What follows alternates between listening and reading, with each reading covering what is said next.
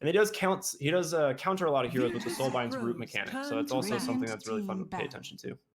Yeah, I have to say I really enjoy this ban by Virtus.pro because just the lone druid for the side of Alliance, it really seems to allow them to hit a timing that lots of teams weren't able to cope with. So VP Mhm. just not wanting to deal with that annoying hero. And I guess as you say, the Grimstroke Juggernaut lane, that's a I remember first seeing combos with Juggernaut spin 10 when Lich seconds got changed remaining. into having that Yeah, Frost Shield, and it's kind of the same thing. Anything that allows him to stay 5 on people seconds while he's remaining. spinning, and the Inkswell most certainly allows you to do that. I mean, the thing is, that's great. Is if you hit a good stroke of fate, you can use that movement slow to allow a good Blade Fury. You don't even have to use the Inkswell, but Grimstroke's Inkswell is also a great deterrent. So it allows Juggernaut to feel a little bit safer in the lane, but also gives Grimstroke the ability to have a little bit of kill potential and a little bit of survivability. Like I said, I love Grimstroke. He was a hero I played a lot. He has a great kit overall. It's a lot of fun to play with, a lot of fun to watch. Now, Virtus.pro do ban out Koikva as Lone Druid, right? That's honestly to turn a fight if they're soulbinded. But yeah, obviously Doom is one of those heroes that comes to mind pretty much anytime you see a Grimstroke. I don't think he's been picked a ton this tournament.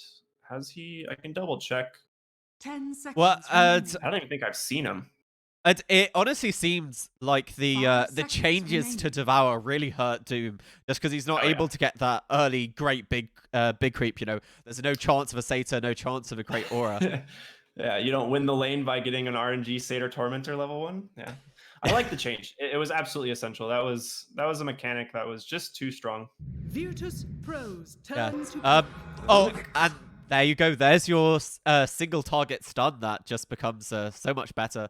And the great thing about Rubik, obviously, with Grimstroke is you get that double Fate Bolt damage. hmm I mean, just looking at the three heroes right now from Virtus.pro, this might be the best Rubik game I have ever seen. There's so many good spells. Burrow Strike, fantastic. Fatal 10 Bonds, seconds even remaining. better. Obviously, you have Black Hole. Like Rubik is gonna have such a 5 fun game. seconds So remaining. I'm really excited to see that picked up here. Yeah, and we do see the Enigma from the Radiant side of team EP. It pick. really feels to me like Secret have been the ones, pioneering this Enigma. Even after the change to sharing regen, they're just showing how Mhm. this hero continues to work and continue to get farm. Do you think Alliance are going to be able to pressure the lanes enough so that, this Enigma pick doesn't get punished?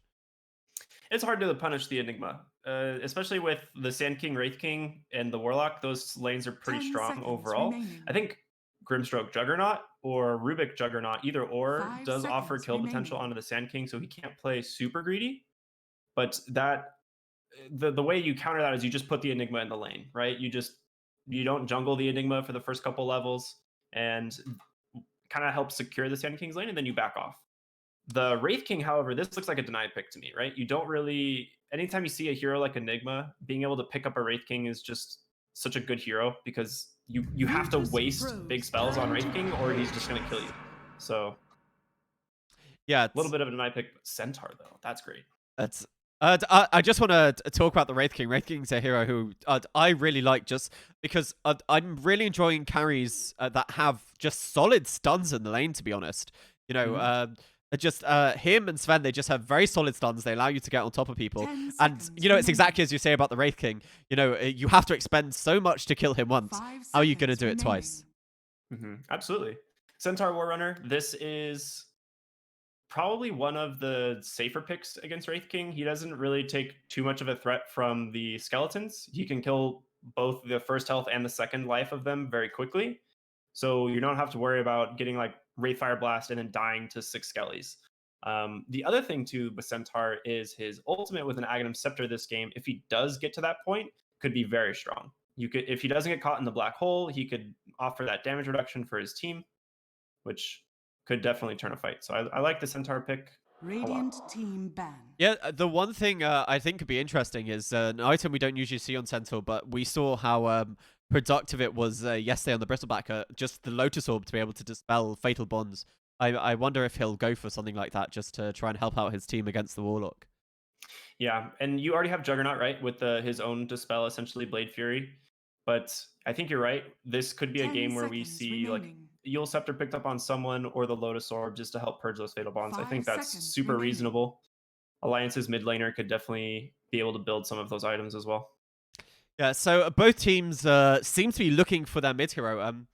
I know Ember Spirit is still left, and he's obviously great to combo with the Warlock there. And VP, they do have last pick. So what do you think both teams are really looking for? What do Alliance need to round out their draft, really? It's hard to say. So they ban out Radiant Storm, team DP, Puck is banned, so maybe they're going.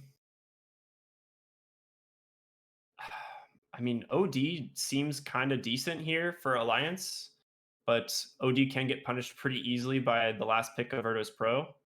Normally, I don't know. It depends. There's a lot of 10 options here seconds for Alliance. I remaining. think Virtus.pro is in a pretty good position because their draft I really like a lot already. 5 seconds And then they do have remaining. last pick for the mid lane. So Yeah, hopefully, yeah, with last pick, you know, hopefully they'll go for a winning Queen lane. of Pain. But Okay. you know, I kind of like that because it's a hero, you know, doesn't really get shut down that much. I can't think of any matchup which Queen of Pain massively loses, and when you know VP are just setting up to counterpick, maybe that's what you have to do. Yeah, I saw the puck ban, and my very first thought was it would be Queen of Pain, just because obviously that's a huge counter pick onto the 10 Quap. But seconds I remaining. wasn't sure if they were going to go for it, just because of Virtus.pro's lineup. They have a lot of catch, 5 but seconds remaining. they opt for it anyway. Not against it. I think it's a good hero. She's a good lane dominator as well. Yeah, but VP, you know, they have a full minute and a half to think about, you know, how they're going to deal with this Queen of Pain and how to round out their lineup. And, you know, you can pick heroes who are survivable, who can deal with the Queen of Pain. But but you know, it's exactly as you said. No one really beats the Queen of Pain in lane, you know, especially once she gets a few points in those daggers. Mm-hmm. There is, I mean, you could potentially run TA. I think this could be a pretty good TA game. She's in the pool. She, yes, obviously struggles a little bit in lane to the Queen of Pain because of dagger, but good TA players with side blades can actually harass out Queen of Pain quite a bit, and it's good against Juggernaut as well. Yeah, and that is one of the main heroes we've been seeing a lot this patch. There And it is. there you go. You didn't mention the Queen of Pain, but you most certainly do get credit for I decided no to one's speak my TA. mind on that one. I was like, I gotta prove a 200 IQ moment at least once. Yeah, that was that was a really good pick. And yeah, I have to say, I really like how that rounds out VP's lineup because, you know, you're going to have that aura from the Wraith King. That's going to make Roche so easy to take, especially once you get the Desolator. And towers are just going to melt for the side of VP. Yeah, I really like VP's draft. I think it's a much easier to execute draft than Alliance. They don't necessarily have the best synergy for this Grimstroke on the side of Alliance, but this Rubik, I think, is going to be a key factor here, right? If he gets some big spells in these fights, he can turn it pretty 10 easily. seconds remaining. Yeah, I think if Alliance are gonna win this game, I think they have to come out on top of at least 2 lanes, and then I think maybe they might be able to snowball that, or at least pressure the way into steadily accruing a gold lead that will be enough for them. But I'm very worried about the no on Temporal Assassin. I think she could be a real issue. Mm-hmm. All right, this is good. Both teams have beautiful sets. A little sad by Insania not having the new Grimstroke set, but it's okay. You're gonna forgive him for this one transgression. Yeah, just once, you know. Ramses though, that Wraith King's beautiful. That was it just reminds me of the Lich King, right, from Warcraft 3, and then he's got the 2 immortals. Sorry, I don't know what game So you're what is it? talking What about. game is this? There's all I know is Wraith King. There's no Skeleton King. There's I don't know what those are. There's no Butcher, right? That's not a thing either. No, exactly. It's just a punch. Awkward. Oh yeah. So as we're getting into this lane, not just this lane, this game, what do you think Alliance need to do to be able to win it? What do they have to do? Because you say you think VP's draft is easier to execute, but there still must be hope for Alliance. Oh, absolutely. Alliance is not out on this draft at all. I think if Jug's lane goes really well, which it should, right? I think it's going to be a pretty good lane for Juggernaut. He's going to be against the Sand King, which, yes, Sand King is a strong lane opponent, but Juggernaut's probably one of, I think, the top 3 best heroes to deal with him in lane. So I believe in Alliance. I think they have definitely a good game in front of them. Yeah, talking about that, VP, it looks like they're smoked up and they're seriously thinking about first blood because, you know, you have some good stuns with Boris Strike, with Ramsey's Wraithfire Blast, so if they run into anyone, they might be able to get this. Alliance sniffing this out. They reveal him immediately. That was a good ward placed by Insania. Wraith King pops on the high ground, so they just gotta leave. So the question is, how are they gonna run their lanes here? Because they might rotate the Sand King top and leave Ramsey's bottom against the Jug. And I think that's what they're debating on doing. 30 seconds. Yeah, that as you say, that might be a better lane for it, but they are taking their time. They have both heroes here, so no one is committed to the lanes for the side of Virtus.pro. Oh, I didn't even see that Observer Ward get placed there on the rune by a Dire. Like VP must have snuck that rune in somehow, or that ward. It's a really good ward. I think they did it, you know, after their smoke broke and they knew they weren't getting any sort of kill.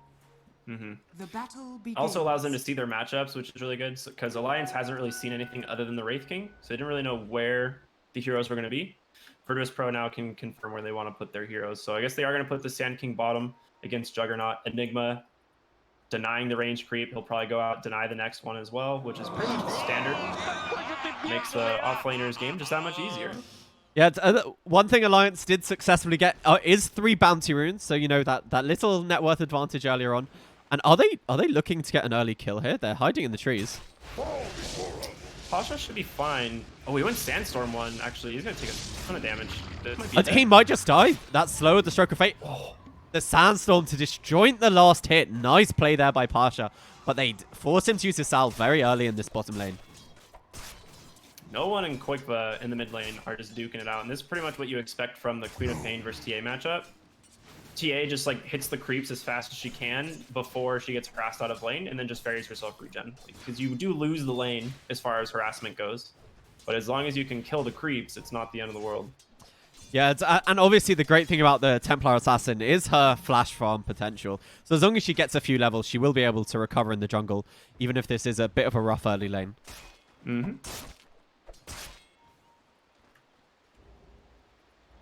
Insania now has 2 sentry wards, so Pasha won't be able to hide in that Sandstorm indefinitely. Does have a sentry of his own, so we will start seeing those sentry battles here in this bottom lane. Yeah, that's pretty much like a necessary sacrifice, I guess, if you're playing a Sand King, right? If you come to your lane without a sentry and you do try to go to the Sandstorm build, you're kind of setting yourself up for failure. So nice play by VP to give him a sentry to try and combat that. Yeah, so he's using the Sandstorm to farm up here. They do have a sentry, so but Pasha, he's just sitting in his Sandstorm. I don't think they're revealing that they know him until they're ready to make a go on him.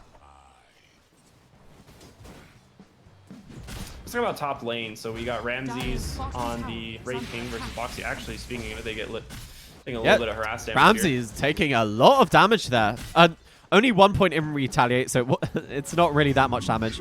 And obviously, with the help of the Shadow Word, he is able to regen a fair amount. But mid lane, actually, no one getting very, very low, out of mana, and still being affected by that Shadow Strike. So, you know, we are looking at the CS, and he is doing okay, but I assume most of his money has had to be spent on regen so far. Yeah, it's pretty much what you have to do, right? You just keep popping Refraction, hitting the creeps, killing them, and then the Courier comes out with another salve and another mango, and you just kind of rinse repeat over and over again to get the levels, because that's really all you can do in this lane as a TA is just secure levels, and then like you said, she flash farms very quickly going into the mid game. Yeah, so at the lanes, we're still waiting for our first blood. Pasha, he has not got very much out of his bottom lane, and I guess that is really what you expect when you're a solo laner. But, you know, for every CS Pasha hasn't got, you just look at how Roger's doing here in the jungle, and he's having an absolutely free time. Top lane? Are they actually going to find a killer? Still getting really low. Yeah, Solo, he pops his stick. That might be enough to save him. And Boxy, with the help of that retaliate, is able to get the kill. Tiger, with that stun, is he going to go down as well? The Fate Bolt, they need one more right click from Ramses. And no, actually, he is probably going to survive there. Damage reduction. So in the mid lane, Quickfoot does find the kill onto no one. So that's pretty big. Yeah, it's 2 kills were going on and we caught first blood. So I don't think we can be punished for that much. But, you know, the amount no one has spent on regen, Quickfoot, that kill, you know, it's just given him this level advantage, and now this lane just gets even easier for the Queen of Pain. Oh yeah, absolutely. One thing I do really like is is regen rune. Oh. Of all things to find, Quakeba is very happy about that. He can now put a lot of pressure on a no one. Yeah, I was actually just going to point out, I really like where Roger is farming, by the way. I love this aggressive take over the enemy jungle. You know, why farm your own camps when you can reduce the farm on the enemy side of the map? Because, you know, no one's able to kill him just yet, so he's having a free time doing this. This is... honestly, I haven't really seen many Enigma players do this, so I'm liking it, though. Like you said, it's a very aggressive play, but there's a lot more farm to be had over here, and it also puts him a little closer to the bot lane. Yeah, Bo3 was just having a good time with Wraith King under the tower, but it looks like the Warlock might be the one to pay the price. The Double Edge, the Fate Bolt, they have the Retaliate, but not that many stacks. The stun, it might save the life of Solo, and his regen of the last Shadow Word is going to be enough. But getting very low as we miss a kill over on the Sand King. Or at least I missed a kill. I don't know if you caught it. I kind of caught the tail end of it, but it's pretty much what you'd expect. Sand King just playing under his tower, but gets caught out from Jug and Grimstroke. Not much you can do about it. Actually, Insania just walked right into Roger. Yeah, is taking a lot of damage for those Eidolons, but Quakeba rotates round to the shrine. And I think this is going to be an easy... Even commits the Sonic Wave for that. He does farm up the Eidolons as well, so maybe a bit of a farming ultimate there. That's super worth it. I love that. I mean, he's not going to use that to kill TA most likely, because she's going to be clearing mid wave and pushing. Oh, in the top lane, they just overextend a little bit too much, and Solo, he's going to go down as well. I actually saw that kill in the Wraith King. He just wasn't expecting the burst damage of the Hoost Stomp, as well as the Double Edge and all those Retaliate stacks. He was just standing next to the Centaur, not respecting the damage that could come out at all. Yeah, these lanes are insane. These guys are just duking it out constantly, and I think overall this definitely favors Alliance, right? Looking at net worth, they're 3,000 ahead right now. A lot of this is going to be on the Juggernaut, right? A hero that we said his lane's going to be pretty safe for the most part, and Quakeba as well. His lane going really well. Yeah, they've actually left Mickey to his own devices, but he now has dust on himself, so... You know, if Pasha isn't careful with his positioning, there definitely is the ability for Mickey to take him down. Well, Pasha gets dusted at bottom. They're trying to get this kill. They have the... He can Burrow Strike to the high ground, and he's going to feel the need to do it. But now they rotate him with the Rubik. They're going to have the stun from Insania. The Fate Bolt, a little bit. They commit the lift. Are they going to give this kill to Mickey? Yes, they do. So kills all around the map already. A 3k advantage for the side of Alliance, as well as 7 kills. I mean, we said Alliance wants to snowball out of the lanes, and it looks like that's definitely what they're going to be able to do this game. I mean, this is pretty much kind of what happens when you pick an Enigma, right? You do sacrifice a lane typically, but this is a lot. Bottom lane again. Another kill, no one. The slow of the trap, but they latch with the last point. The last tick of that ink spell was just in range of the Templar Assassin, and that's another kill onto no one. Alliance. It's going to Quakeba too. Yeah, just these kills, the rotation from Insania and Tiger, they're really starting to pay off. And because Bo3 had such a good start in this top lane, you know, he's more than happy to play against both of them because the Warlock, you know, he doesn't offer the Wraith King any more kill potential. So Bo3 is just fine all by himself, and it just means Insania and Tiger, wherever they go, there just seems to be kills that follow. Yeah, exactly.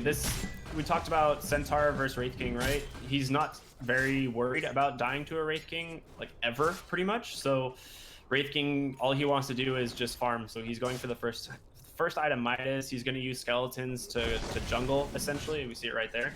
But that's pretty much the best you can do on a Wraith King in this lane, is just try and out-farm the enemy safe lane. But it's going to be kind of hard considering Juggernaut's game has gone so well so far. Yeah, and you can tell how pressured he feels, you know. He's holding on to the level 6 point because he honestly feels that he might die and have to use that reincarnation, because most Wraith Kings I see, they're confident enough not to take that ultimate at level 6, but Ramsey's just sitting on to that point. It's very difficult not to hold that point this game, right? There's so much burst damage on the side of Alliance. They have a lot of control as well. So say Quakeba rotates up, they can easily kill the Wraith King. So he definitely needs to hold that point. No one in the mid lane getting super low. Yeah, that was literally just one Shadow Strike and a Screen of Pain.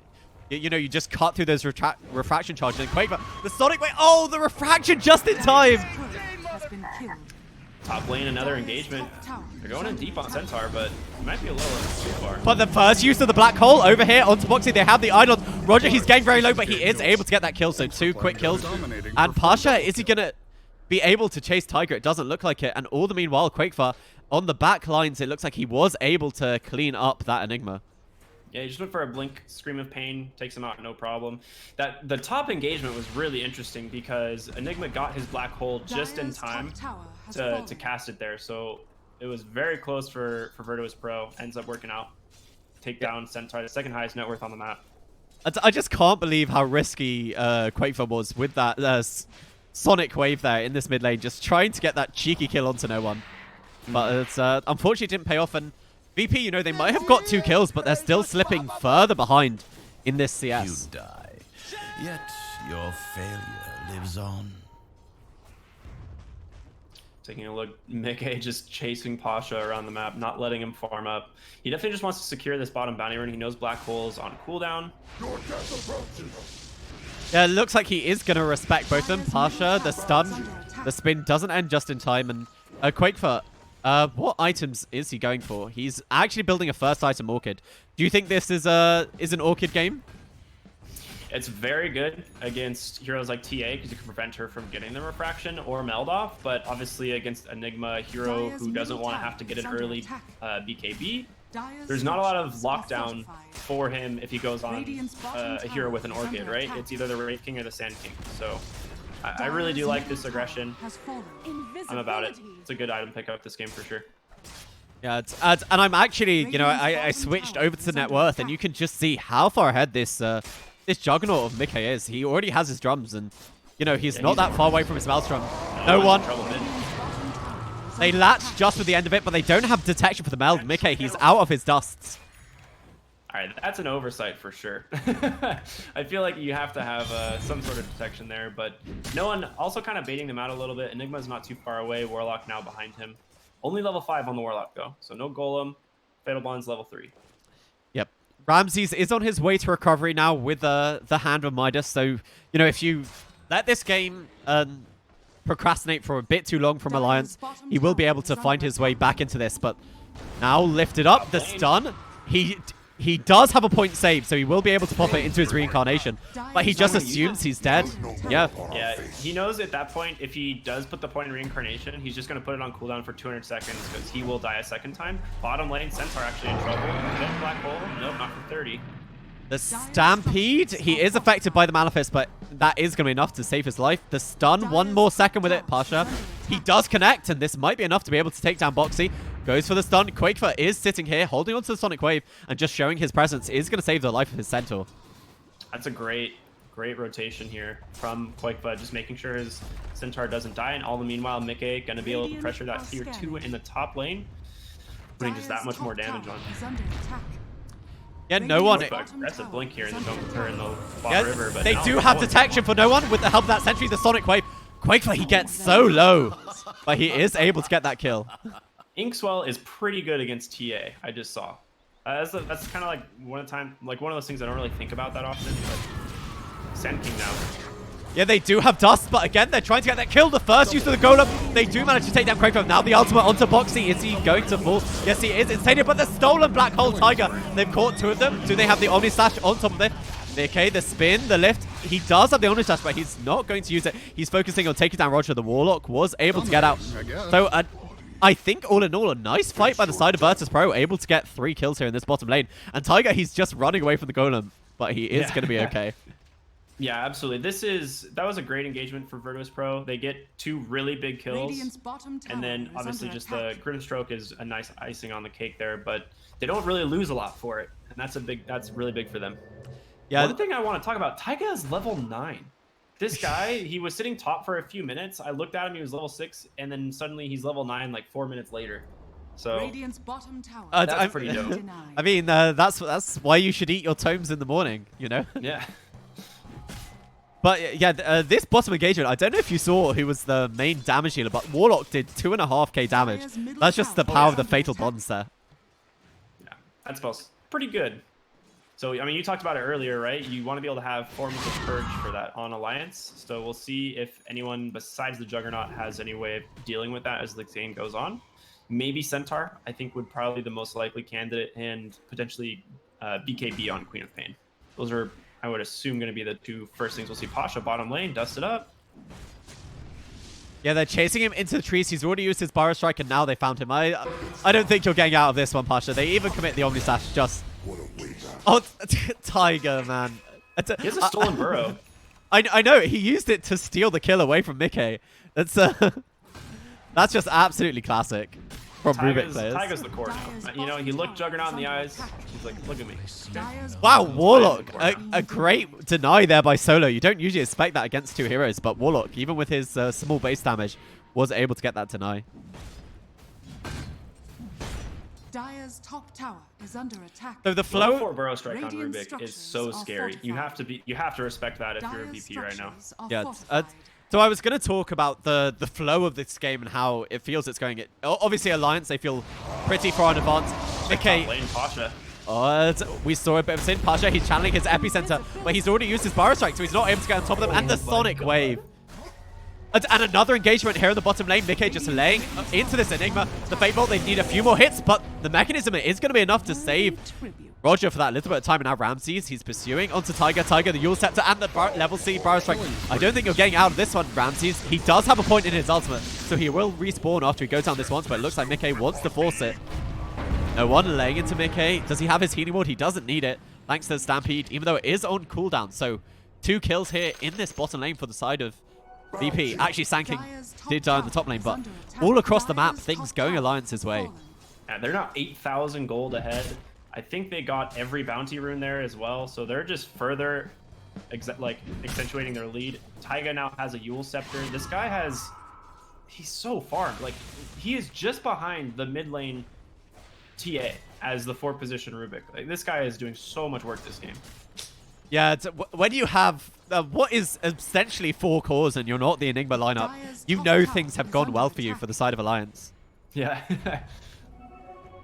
Because, honest, this is what we expect to see from Enigma lineups. They're the ones who have 4 cores, and even with that great use of Black Hole and Golem, you know, that we see the big team fight that VP is hoping to get off. This Alliance and these scrappy engagements are able to do a lot more. Mm-hmm. Pasha's game is really struggling. Oh, barely misses the Burrow Strike bottom, actually. We'll get out. But I would say Pasha's game is, he seems to be struggling a lot, right? He did not have a good lane stage. He just has brown boots and a blink dagger. Oh, well, Omni Slash there just picks up a free kill on Solo. Yeah, don't worry. We managed to catch that. Just Mickey sees the Warlock in his jungle and is like, you shouldn't be here. And yeah, I saw the drums pop, and I was like, all right, that's interesting. Top lane, and they're going on to the Wraith King. They know his ultimate's on cooldown, and this is going to be another easy kill for Quakefer. This combination, it's so good. Yeah, and as well as the Ink Swell on top of Quakefer, you know, he just blinks in to whoever he wants, gets that instant stun. Yeah, I worry for Virtus.pro. This might be a quick one here, just because Wraith King doesn't seem like he's going to be coming online here anytime soon. Obviously, going that Phase Midas Radiance build, pretty much the standard you see for that hero. But Alliance has so many ways to deal with this TA, and the Rubik pick gives them a lot of counter initiation as far as the Enigma and Warlock go. So I think Alliance's draft is just super well rounded. VP, they are setting up for a big fight here in this mid lane. The Burrow, the Epicenter, the Fatal Bonds. It's not really going to affect Meke. It's a nice golem, the stun onto 3 of them, but they just stampede to try and counter initiate on the back line to no one. They do lose the Sand King. They try to take down Boxy. Meke, he's getting very low. They have the Guardian Greaves. They managed to take down Boxy, but now TA might be in real trouble here. Okay, do they have catch for him? They do with the Black Hole if Roger wants to use it. He has the spin, so he's not taking any damage. Are they going to be able to kill him? They steal the Black Hole, as you say, over here on Tiger, but cancelled instantaneously. Do they have enough damage over here? Mickey, the Malefice, he is affected by the Fatal Bonds. Is he going to tick down? They do manage to get the big kill over onto Mickey. Oh no, that is just a major miscommunication there. You could tell, like, he gets the Black Hole and is like, all right, let's go. They're all right here. And then someone on Alliance had to say no. So he immediately cancels a stolen Black Hole. That is really unfortunate for Alliance there. Yeah, that's really fortunate for VP. They find both Centaur and the Juggernaut. So 2 really big kills for them. Yeah, a nice net worth swing there. We saw and see what happened in the net worth chart. And yeah, it's exactly to say nothing cancelled that black hole on Tiger. He might be in trouble once again. Tiger, he does have his Yule Scepter if he wants to use it. No TP for a few seconds, but now Roger's here. I think this is going to be a dead Rubik. Oh, yeah. Now for your co-conspirators. Alliance just pushing mid lane, though. Yeah, one thing to note is that Alliance, they know the big cooldowns are not online for the side of VP, so they might just look to get more aggressive or take some sort of map control away. Insania gets caught here in the jungle. He's probably gonna go down. Yes, slowed up by a trap, and no one, you know, he has managed to farm himself into this game. He has the 2 key items on a Templar Assassin with the Desolator and the Blink Dagger, so, you know, now, if these supports are out of position, they can be bursted very, very quickly. He just queues up a BKB pretty much immediately, which I love it. He really just needs to be a tempo maker for VP here, being able to turn these fights. And as long as he's not being controlled, he can definitely find kills on almost any hero on the side of Alliance. Yeah, it looks like they want to fight around this bounty room, even preemptively popping the healing ward in case a fight erupts here for Mickey. Dire are scanning. All right, Bounty Run's gonna go 2-2. Both teams just kind of taking opposite sides of the map. They see no one here, and he's just gonna blink out. I don't think he's too scared. There's no detection over on Mickey. There is on Insania. He does have sentries, so if they are able to find the Templar Assassin, they do have the possibility of taking it down. But all the meanwhile, Pasha has his Blink Dagger completed and is, you know, continuing some split push of his own. All right, Ramses is getting close to this relic, so Alliance knows that, and they're rotating over right now. And yes, he just walks away. It looks like that was just a bit of harass. There's no real any follow-up here. Boxy, you know, he went for this early Vanguard hood to make himself very, very tanky, but it means they are lacking a tiny bit of initiation for Alliance. Dire's structures are fortified. Radiant's bottom tower. All right, no one definitely, no one. Virtus.pro definitely slowing down the pace of this game. They have a fantastic late game, right? All of these heroes on Virtus.pro scale exceptionally well. So I don't think they mind, obviously, going late. Their win condition at this point is to just prevent Alliance from making it to their high ground. And I hear an Epi. Yeah, to channel it. Golem, it's onto 3 of them on the backlines. Quake, but he blinks away to safety. Yule Scepter on top of the Rubik, but Tiger, he probably will fall. They have the Fate Bolt onto 2 of them. Boxy stampedes, but is he going to be able to get away? He's sitting very low, is affected by the Shadower trying to TP in the trees. Do they have vision? No one is able to pick up that kill onto Boxy. But that was Golem expended for 1. But Boxy, he's a vital part of the Alliance teamfight, and I think this might just cost them their tier 1 mid tower.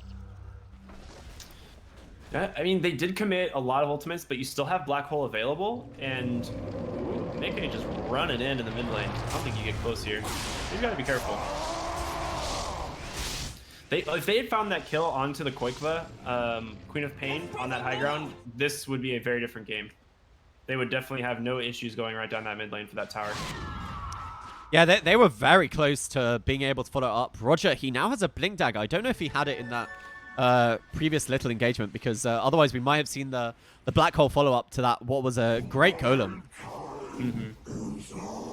Nikkei finds a DD rune, just goes right into the Roche pit, and there is no detection on the side of Virtus.pro to see this happening, so this could be kind of just done right under their nose. Yeah, Ramses, you know, he doesn't really want to fight yet. He's still working on that Radiance. That's a blink on Roger now. So this is a pretty big deal. Like, they do have great potential to fight around Roche pit, but like I said, they just don't know what's happening. Yeah, and you know, you can't just respect the Black Hole the entire time. Eventually, you do have to make moves on the map, and knowing that Golem is on cooldown, maybe it's enough for them. And Pasha, I think he's also going to be punished. Yeah, they have the Orchid Quakefer, not going to commit the Sonic Wave. He does have a Yule Scepter, but I don't think he's getting away from this one. They know where he is. The Sonic Wave does clip him. Almost missed. Yeah, I didn't know if that was going to hit him, but they do find him in the end. He had Blink available after the Yules. I had figured he was just going to blink out to try and secure an easy TP, but ends up just trying to TP right away. Yeah, he was very close to getting away. But the Sonic Wave just clipping him on the edge. It was it didn't look like the cone hit him, but I think the Sonic Wave is a little bit bigger than the animation shows. Yeah. So BKB finished on Koikva. We saw last fight Dire's how much middle damage tower you can is take under just from a attack. couple spells, so he definitely needs that available. Mickey taking a free Dire's mid-tier middle 2 tower. has fallen. TA Radiant's bottom lane, is she dead? Great Fire Blast Orchid? Orked it up. They are TPing in with Mickey, but I don't even know if they needed him. And no one, a rare overextension by him without the BKB. And yeah, just I don't know why he's Radiant's there. middle tower is under attack. I really don't. I don't know why he's there. The Sand King just died there to the Rube. They know he had Wraith Fire Blast available, and Queen of Pain's Orchid makes TA's ability to play that lane pretty much impossible, right, without a BKB. So that was a little, like you said, an uncharacteristic death by no one for sure. yeah, and talking of BKBs, Quakefa has one of his own, so he's a little bit less susceptible to going down to his fatal bonds now. Ramses has the Radiance online, going for that Blink Dagger. This is where Wraith King starts to come online, right? Like, you farm so fast with your skeletons. He goes for the skeleton attack damage, which is pretty much the standard.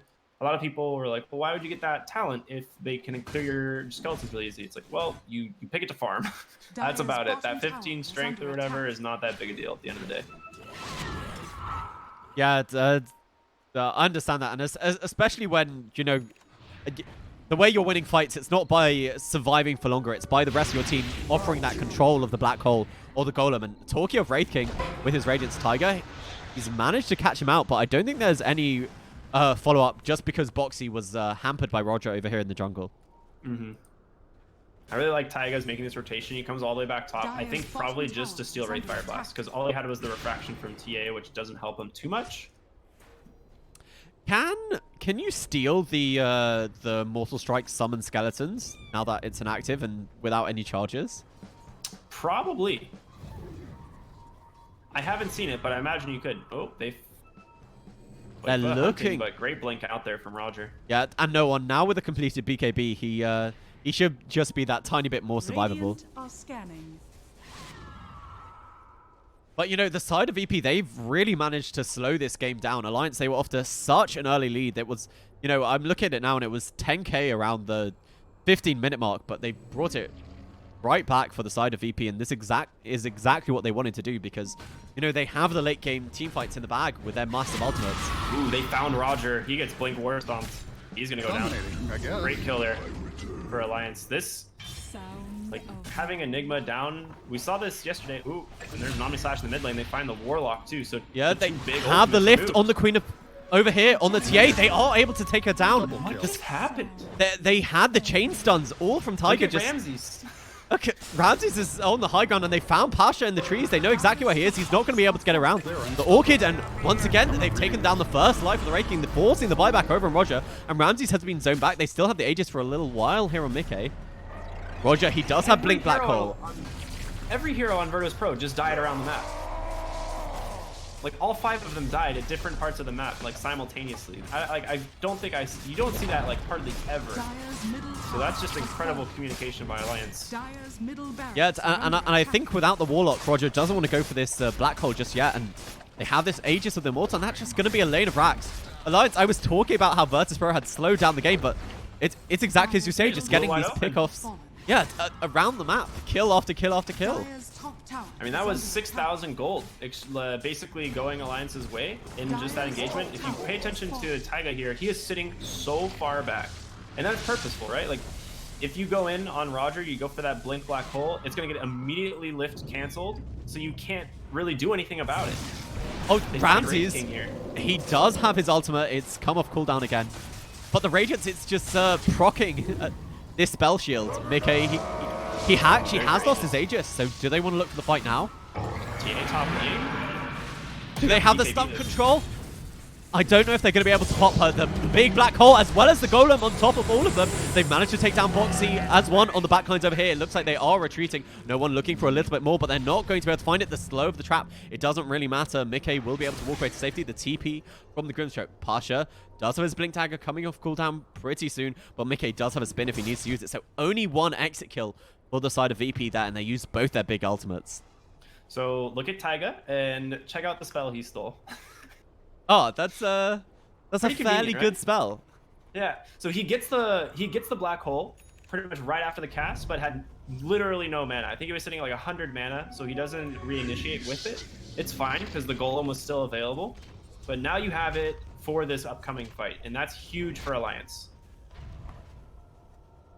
Yeah, and you know they're gonna have everything for the side of Alliance, where both your big cooldowns. So you know, Alliance, they just proved their superiority across the map, and I wouldn't be surprised if they look to do it once again and maybe transition that into another set of racks. No one TPing out. Yeah, you're playing with fire here, bud. You're gonna go all the way to the top lane. So they got mid lane racks. They take tier 3 top. I think Alliance gonna shove all these lanes out most likely. Look to take shrines and position themselves. I wouldn't say for next Roshan quite yet, just because it is going to be a while before it is up, but they want to definitely be playing Alliance's top half of the map for sure. Actually, Mickey's in a really bad position here. Yeah, they have the stun, the follow-up from Ramses. Do they have quite enough? He has an Omnislash, but it's not going to save him, the Manta style. And they do get a very big pick off of the Juggernaut. But meanwhile, they're trying to kill the TA, the stolen Black Hole, but Solo's on the back line, so he can't stop this because there's no Golem, and they do commit the Sonic Wave. And now Solo, I think he might have died for his Queen of Pain sins. Now Ramses, nice blink away, but Pasha able to find Tiger over the back line, but Boxy, the stun, Tiger, you can live through this, is sitting in the Sandstorm. Pasha is on top of him, as well as the Fatal Bonds. Tiger, he stole the Shadow Word, so he's healing up himself. And I don't think they have vision for him. It turns into daytime. Do they know where he blinked? Pasha, he does have the Pyro Strike. Right on him. Oh my gosh, so close. Wow. That was a very close engagement. Yeah, Box helping out his buddy. Tiger so low that entire time, but yeah, Boxy, amazing play there. And they do take down the TA, so Mickey might have overextended, but VP, even though they do get the kill, it's, you know, it's kind of just an empty kill in the fact that you're not able to transition it into an objective. Yeah, you have no TA and no Warlock now. And the rest of Alliance have no problem pushing out these lanes. Quickva, obviously, feeling very safe, has a sheep stick now picked up, so making these blink initiations onto heroes like TA just that much easier, preventing her BKB for that much longer. Yeah, Boxy has picked up a gem now. Do you like this, just so Alliance can secure more map control, I guess? It's also fantastic against Sand King. You just don't want to have to commit so much, like another item slot to like Dust or like Sentries constantly for these team fights, especially against TA and Sand King. So Boxy just picks up a gem. He's super tanky right now, Vanguard with the Pipe of Insight, and he doesn't really feel too threatened. So I really do like the pickup from him. Yeah, Roger, he's pretty close to his BKB, and that's going to be a fairly big item. It means Tiger will have to commit the Black Hole to cancel a Black